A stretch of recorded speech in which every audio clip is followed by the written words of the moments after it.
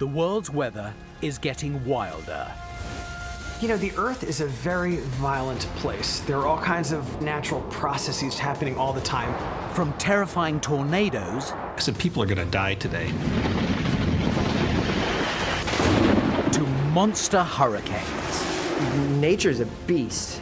It'll come at you any way and every way it can. It was mind-blowing. It was unbelievable. And a life and death situation in a hailstorm. All I remember is beelining it towards that animal, grabbing it and getting it in the car. To fast-moving walls of ice. It's like a big snowball coming at you. As the world warms up, we hear first-hand accounts of people living through new extremes of weather. The flash flood's right there! You're in the middle of this perfect storm of mud. You really have to focus on surviving. Oh my God, Starbucks just got blown over. We had passed the point of no return. And we reveal exclusive footage captured by people around the world. Call 911! So shelter from the storm and hunker down for the world's wildest weather. Coming up on World's Wildest Weather, a horrifying hailstorm batters Brisbane. It was just kind of still and you could see the clouds moving in, and then all hell broke loose.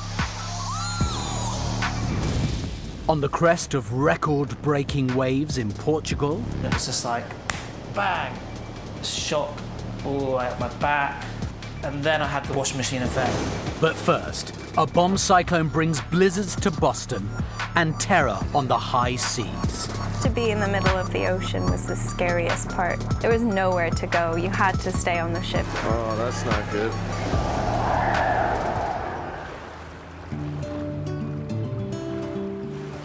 Hull is a pretty little town with about 10,000 inhabitants in the American state of Massachusetts.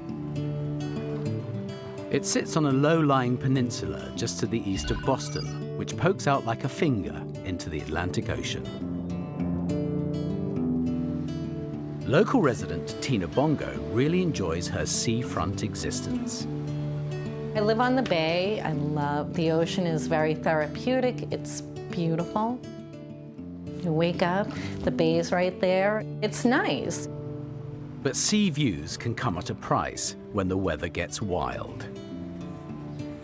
And nobody knows that better than Bill Frazier, who has been with the Hull Fire Department for over 15 years. Surrounded by the ocean, we only touch the land in one little corner of the town, and we get all the joys and troubles that come with being near the ocean.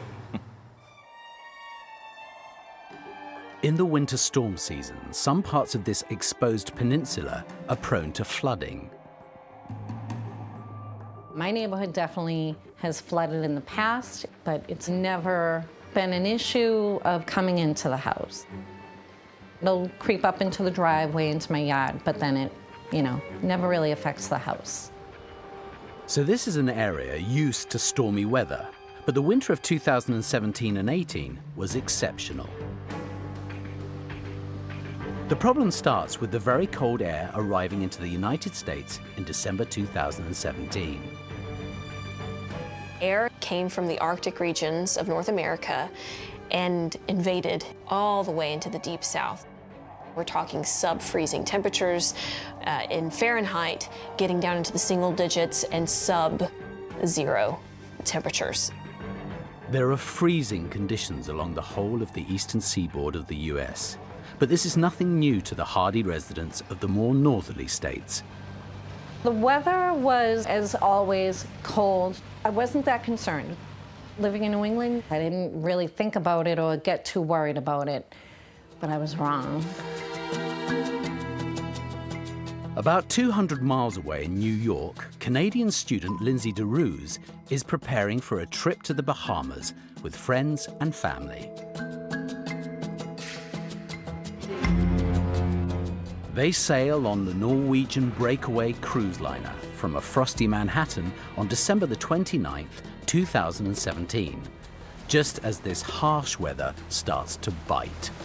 Because of the freezing cold, we were really keen to get onto the boat and get away from it all.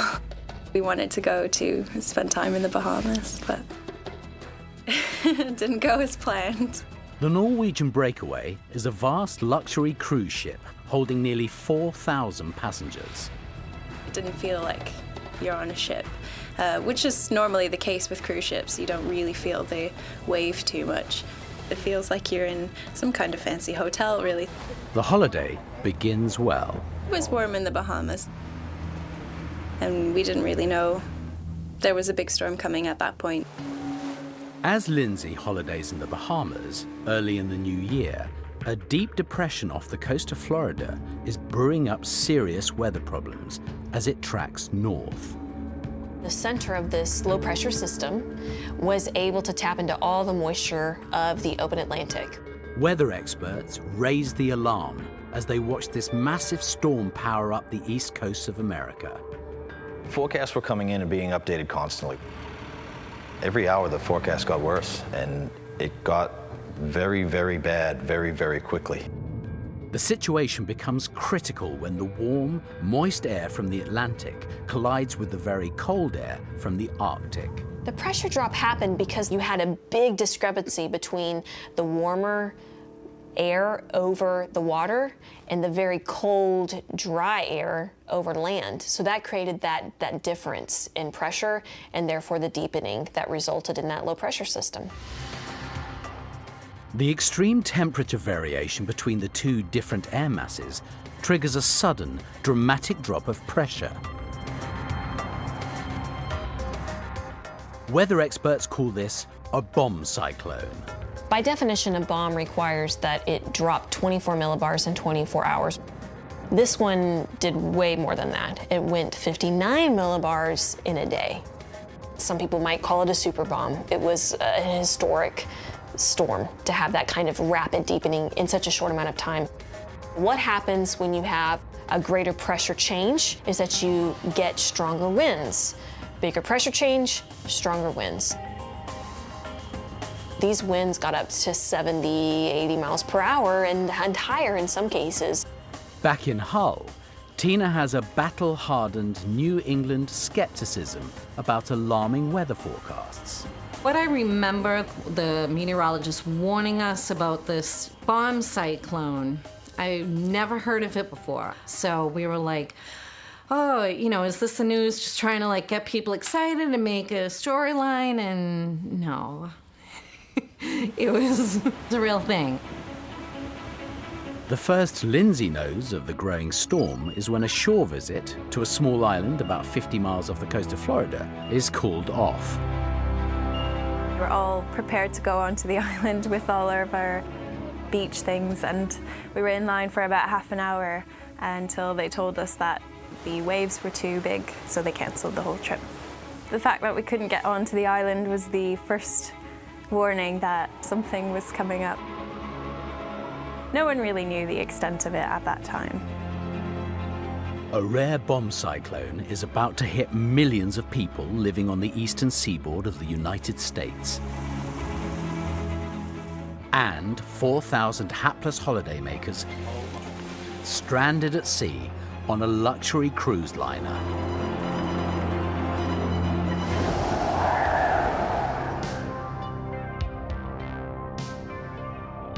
A very low pressure system in warmer regions of the Atlantic can bring an additional threat, a hurricane.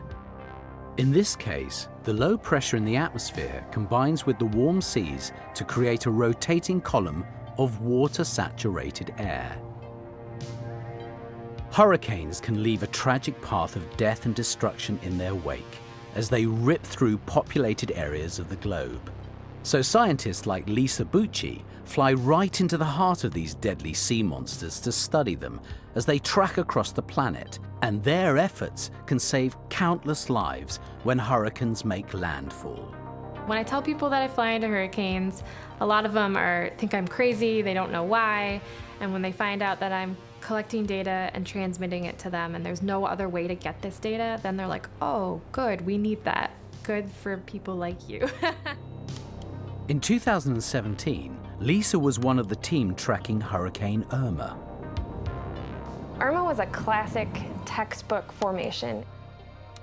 You get these groups of thunderstorms that form over Africa and they move off and become the initial disturbance that eventually became Irma. And so Irma formed just west of these islands, the Cape Verde Islands, and then quickly intensified into a major hurricane as it tracked westward.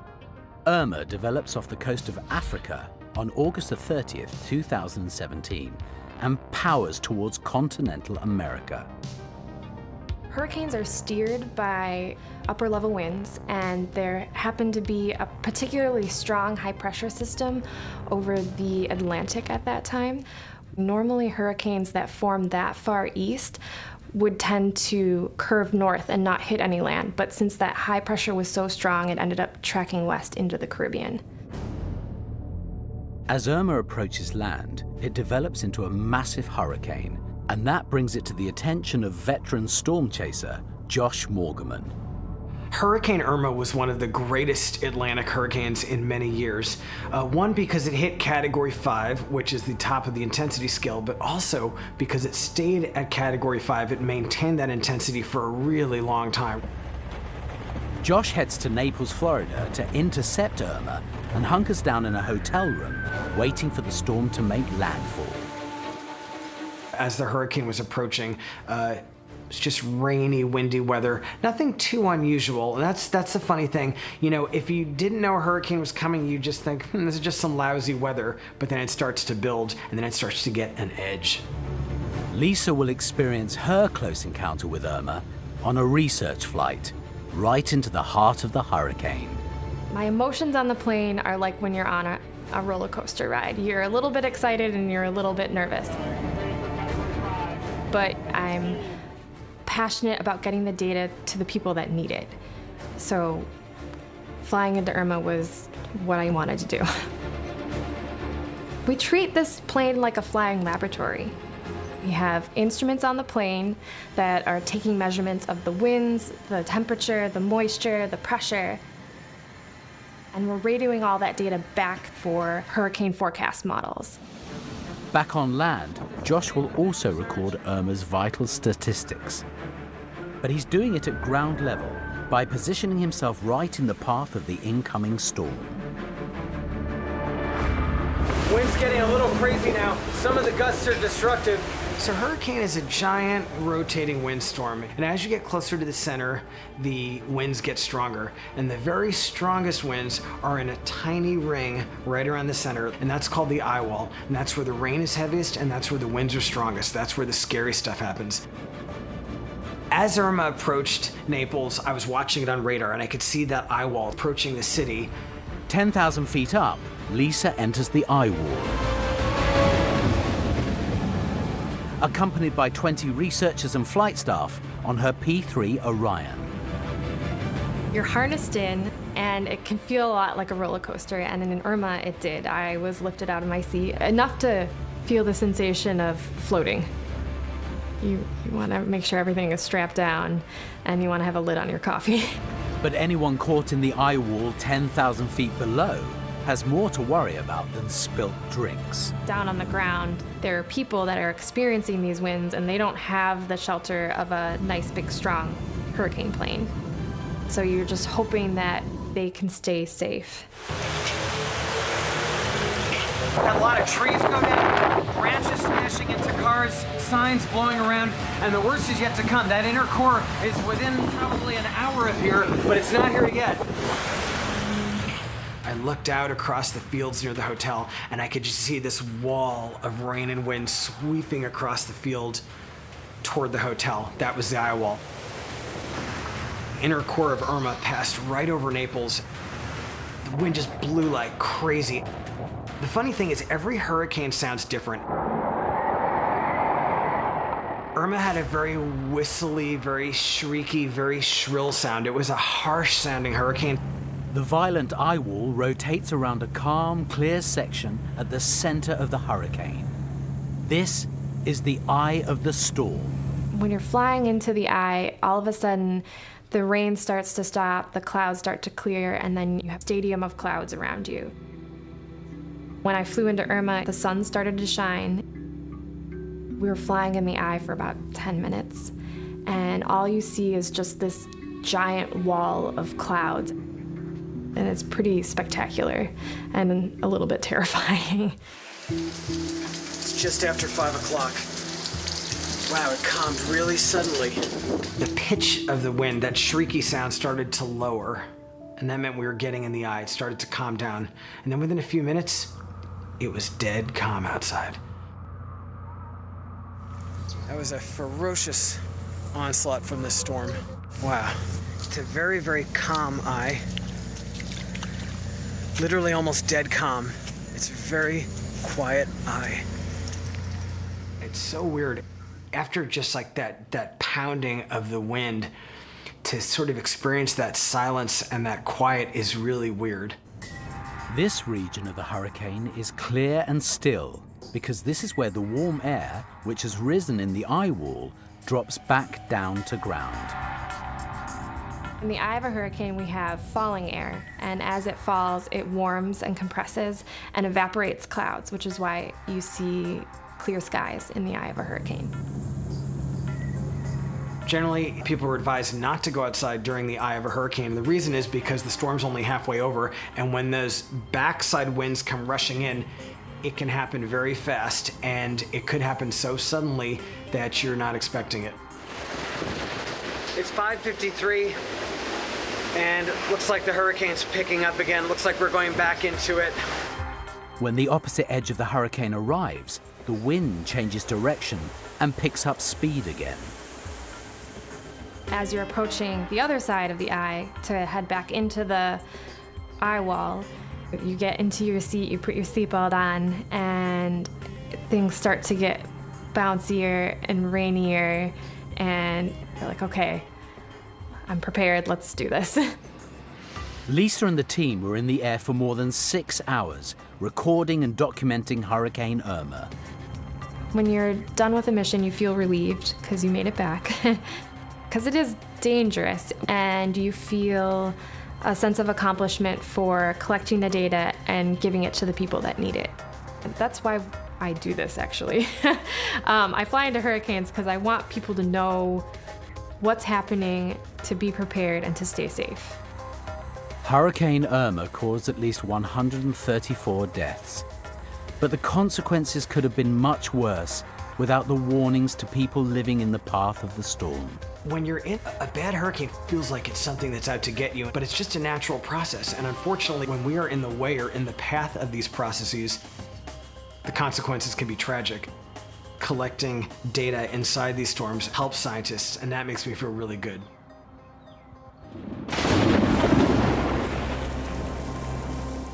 January 2018.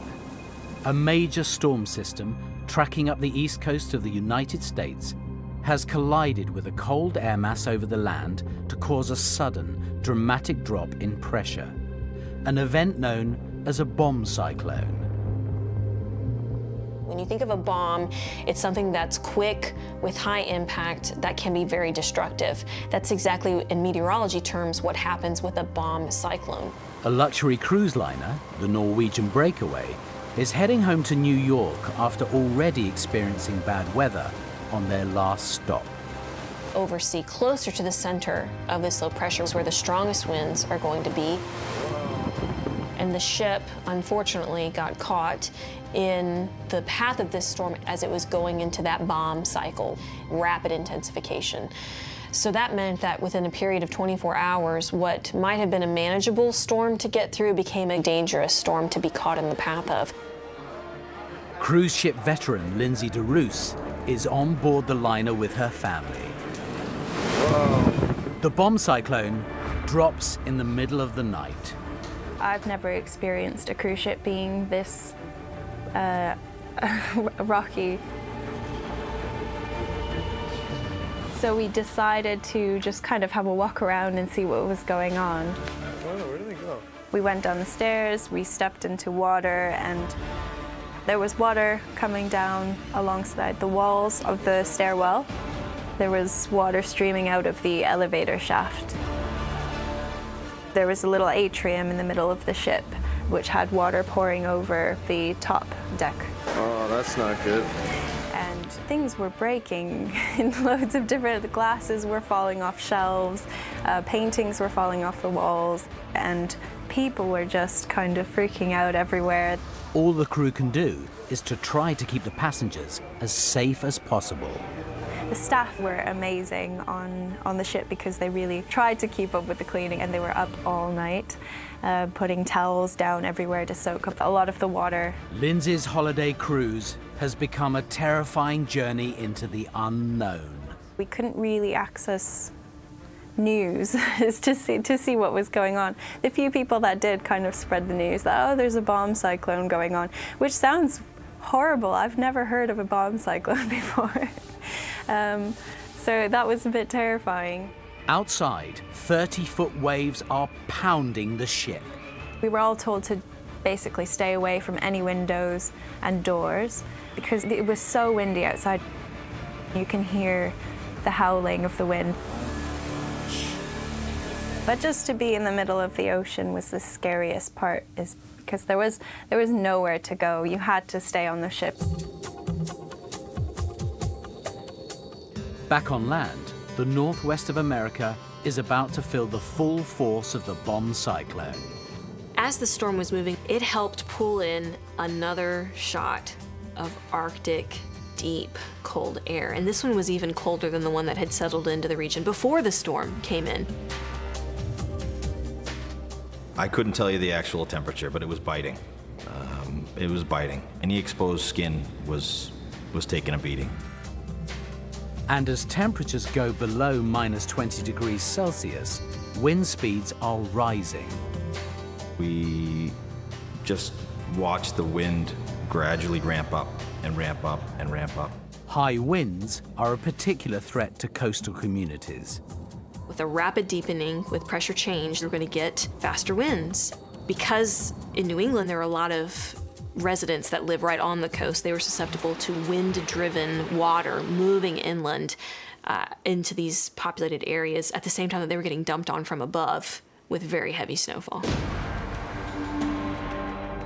And when all this comes at the same time as a high tide, the elements are in place for serious problems for seaside residents, like Tina Bongo.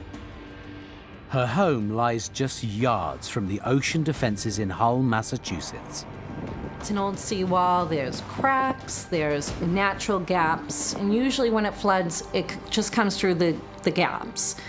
This time, the water was rising so high and quick, it was just pushing the water over the seawall.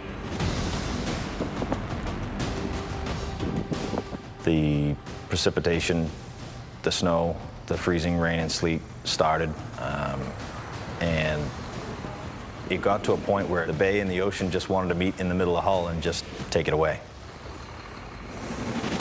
You could see the water just coming through the snow, like kind of underneath. It was really eerie and coming further up towards the house. I still didn't think, though, that I was going to have to worry about water coming in the house. A devastating combination of record tides, historic low temperatures, and a massive bomb cyclone are set to wreak havoc on New England.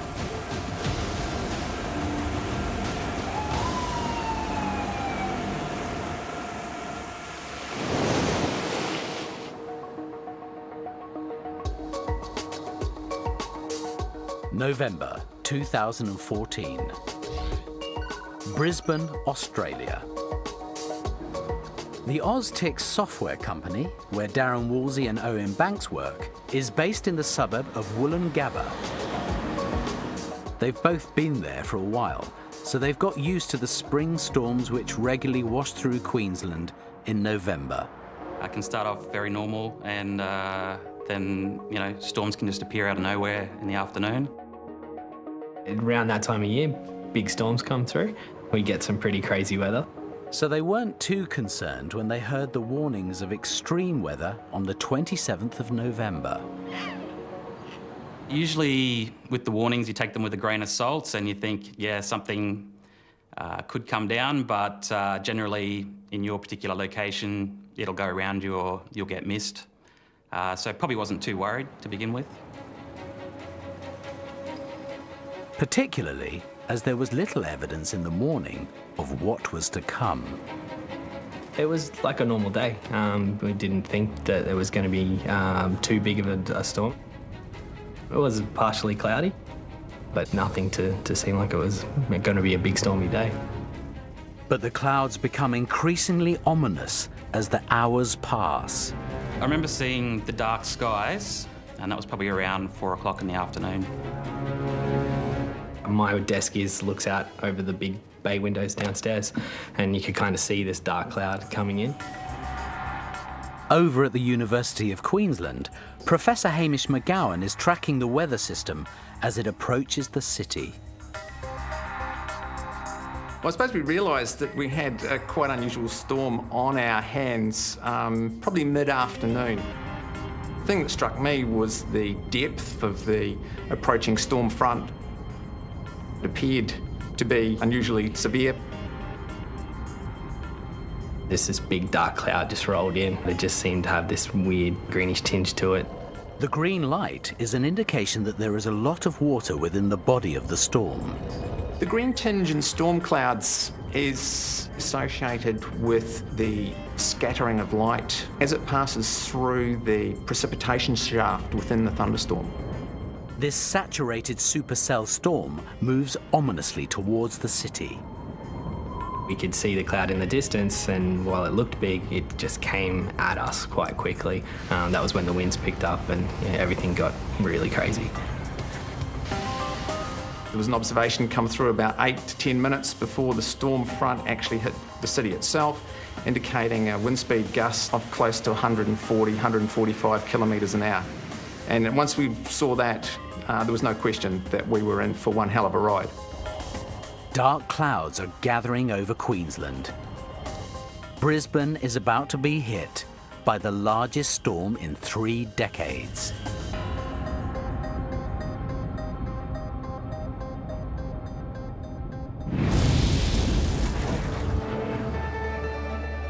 The 4th of January, 2018. A bomb cyclone has exploded over the east coast of America. The sudden, dramatic drop in pressure has produced wind speeds of over 120 miles an hour and waves of over 30 feet.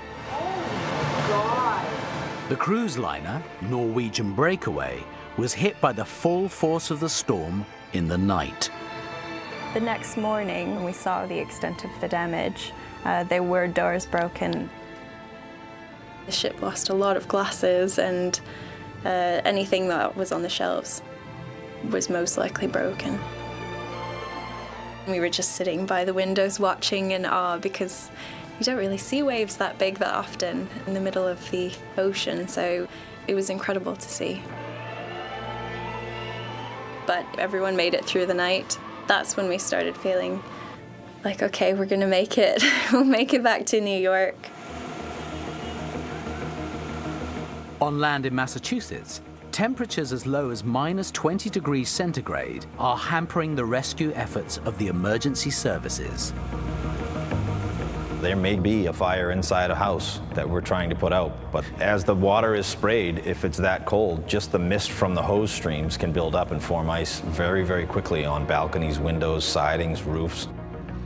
And even experienced officers are witnessing conditions that they have never seen before. The ice flowing down the streets was something new for a lot of us. Things you take for granted, things that you can do during normal good weather days, you just can't do in situations like that. You know, you have to improvise, adapt, and overcome, I guess. In the low-lying peninsula of Hull, Tina Bongo is watching an unstoppable river of ice surge towards her home. You could just see the water just rushing at like a good clip. And I was like, this is different. This isn't what I'm used to. I saw the water just coming through the floorboards and through the bottom of the back door. So I just ran upstairs and watched the snow like being pushed along. One of her neighbors, Jen Olivieri, arrives at the end of the street and starts filming the snowy scenes unfolding in front of her. As I was sitting there in my car, wondering what I should do next since I couldn't get home, I watched this woman step out of her house and walk across the water, and it was waist deep, and that's the first time I realized how deep the water actually was. The layer of snow is hiding dangerous floodwater beneath, and spending any time in this icy environment without protective clothes could be lethal. That's when I decided to call 911.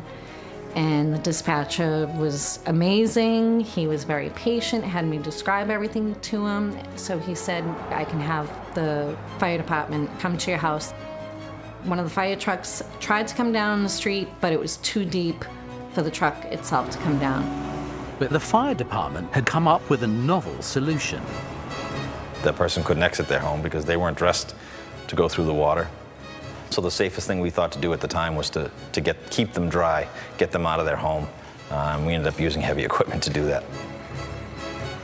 As we were waiting there, our highway department came with a front loader, and I wasn't sure what was happening. I had no idea, but it was a great idea. It worked. That's when I saw the bucket coming up to the window. It's amazing. It was amazing. Pulled right up to her house, and I laughed, and I filmed it. I laughed very hard. It was very funny. Kind of like taking steps, and I think I crouched down to be on the safe side. I got in the bucket that way. And I was like, okay, I'm in good hands.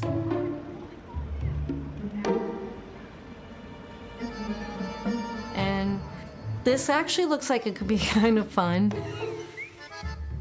And it was. The front loader delivered Tina to a neighbor's house, where she warmed up as they switched on the television to find out more about the storm.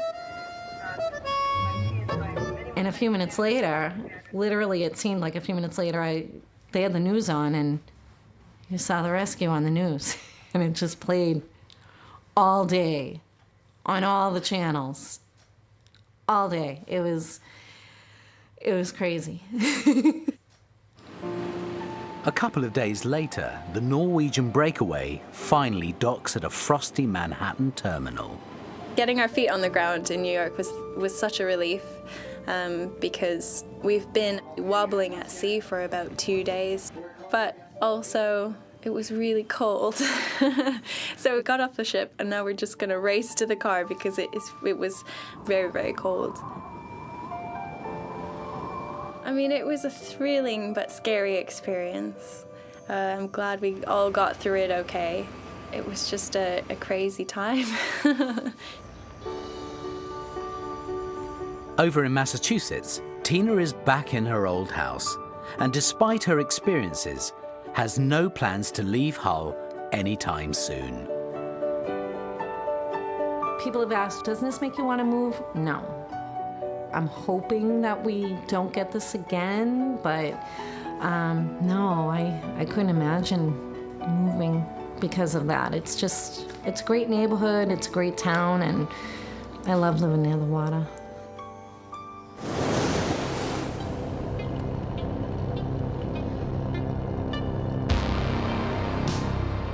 A massive supercell thunderstorm is bearing down on the city of Brisbane in southeast Australia. Darren Wolsey is out on the first floor deck of his company office building when he first realizes that there's a problem. It was just kind of still, and you could see the clouds moving in, and then all hell broke loose all at once, really. I heard this loud bang. It sounded like someone had thrown like a brick on the roof of the building, and that's when I thought, I think something's happening here. I headed inside, and the chaos started to unfold. Darren rushes down to the main work area and joins his colleague, Owen Banks. All these windows were just getting pummeled by hail. The wind came all the way through into about here. It was quite insane. Pretty much right here, you're getting hit by bouncing hail. So yeah, I grabbed my camera and started filming from over there.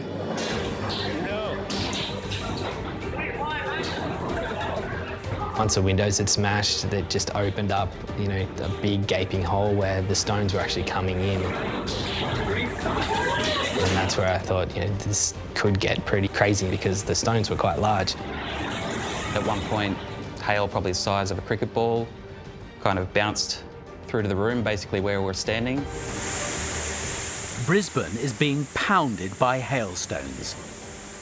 And those hailstones are getting bigger. This needs a strong updraft to push water into the higher, colder areas of the storm and build the hailstones up to a terrifying size before they fall to the ground. The storm was exceptional. The strength of the updrafts were phenomenal.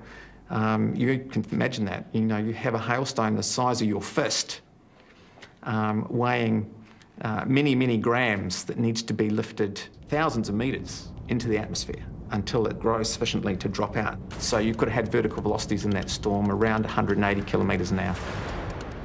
The storm has high vertical winds pushing the hail back up into the freezing upper levels. But it also has intense horizontal winds, blasting the hailstones into buildings and cars. The hail seemed to be coming through almost horizontally, so I'm guessing the wind was quite strong. Horizontal winds of 140 kilometres an hour are measured on the ground. That wind gust was associated with outflow from the base of the storm, so very cold, dense, heavy air descending rapidly through the storm, impacting the ground and then radiating out ahead of the storm itself, producing a cold air pulse surging ahead of the storm. Back at Oztix, the storm is blowing a gale right through the office.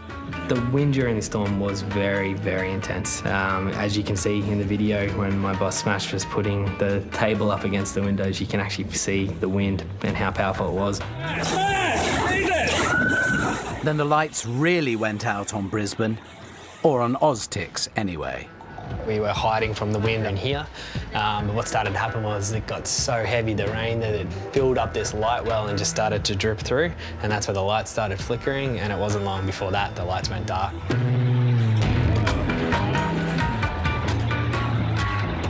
But that just made the whole office go a whole nother level of intense. Because, yeah, girls were a bit scared, boys were like running around like crazy, and just the office was going crazy at that time. And then, as quickly as the hail had begun, it stopped. Yeah, it felt like a long time, but it was probably over within 5 minutes or so. I think people were fairly shocked. What the hell just happened is basically what we said to each other. The residents of Brisbane emerged to discover that their city had been trashed. The storm injured 39 people, wrecked over 50,000 cars, and caused over $1 billion Australian worth of damage.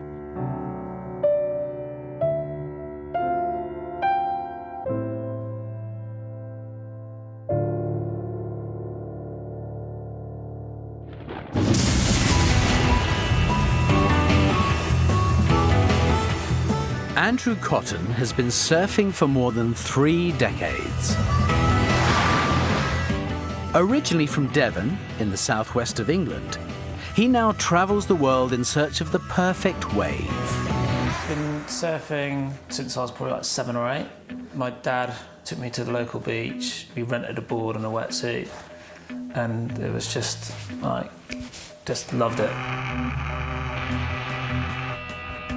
He's part of a small group of international surfers who spend their lives waiting for the perfect combination of weather and geography to produce record-breaking waves. You hunt for the biggest waves in the world, which involves being geeky, looking at weather maps and storms and working out where the best conditions, the biggest waves are going to be. That takes Andrew and the other high rollers to one particular spot over any other. The west coast of Portugal in the old fishing village of Nazaré. Pretty much has the biggest waves in the world. The huge waves on this seaboard form as a result of major storm systems far out in the ocean. To have large waves in the west coast of Portugal, we need to have a low pressure system in the Atlantic with the minimum pressure very low. And in the south border of this low, you have very intense winds. The winds whipped up by this low pressure system create big waves which spread across the ocean. Picture the Atlantic as a small pond. If you dropped a pebble in and you get that ripple effect that the waves sort of come out through the whole Atlantic. And the greater the distance travelled by the waves, or the fetch as it is known, the bigger the waves can grow. The waves are increasing along the way, so they are increasing as they move towards our coast. So the fetch needs to be very large, so you're talking about hundreds of kilometers in order to create these very large waves here. Waves generated by large storms in the Atlantic can travel up to 3,000 miles to the coast of Portugal. But the reason why Nazaré in particular breaks records for wave height is because it also has the largest underwater ravine in Europe. Nazaré is quite a magical place to surf because it has a really deep canyon that comes really close to the beach. Joe Vitorino of the Portuguese Hydrographic Institute has been studying the Nazaré Canyon for more than a decade. The canyon is like a valley that starts in the very deep ocean, so more or less at 200 kilometers offshore.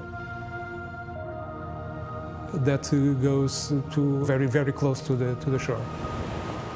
As the swell approaches the coast, the section of the wave moving into the shallower water is slowed down by the sea bed, while the section travelling over the canyon continues at the same speed. The faster wave above the canyon then converges with a slower section of wave to produce a wave which can be almost twice the size of the original. So there is a positive interaction of these two parts of the wave, and so the wave height is increasing. This can double the size of the wave at the end of the canyon, which lies just a couple of hundred meters from the shore. You just get these crazy TP waves which can be 2 times bigger than anywhere in Europe on that same swell, sometimes bigger. The 8th of November, 2017. A major storm in the North Atlantic is generating large waves, which travel thousands of miles to the coast of Portugal and arrive at Nazaré at exactly the right angle to maximize the amplification effect of the canyon. It was one of the days which could throw up some of the biggest waves of the year, if not ever. And that's one of the days that is worth putting everything on the line because you never know, like you might get that wave you've been dreaming of. The big wave hunters convene at the harbour at first light, and everything seems to be falling into place. The conditions were great. The swell was due to peak at about midday. We got in the water at about 8 o'clock. It was magical, really. There is also a high pressure system over Nazaré, so there is very little wind to disrupt the waves as they approach the shore. When the waves arrive, you just want nice calm conditions, light winds. It makes it easier to surf. It's like dream conditions. Andrew heads out to sea in search of the perfect wave. Weather pattern doesn't happen that often. You can wait years for a storm like this. It's exciting stuff, but you know, maybe there's a bit of anxiety in the air, there's a bit of fear.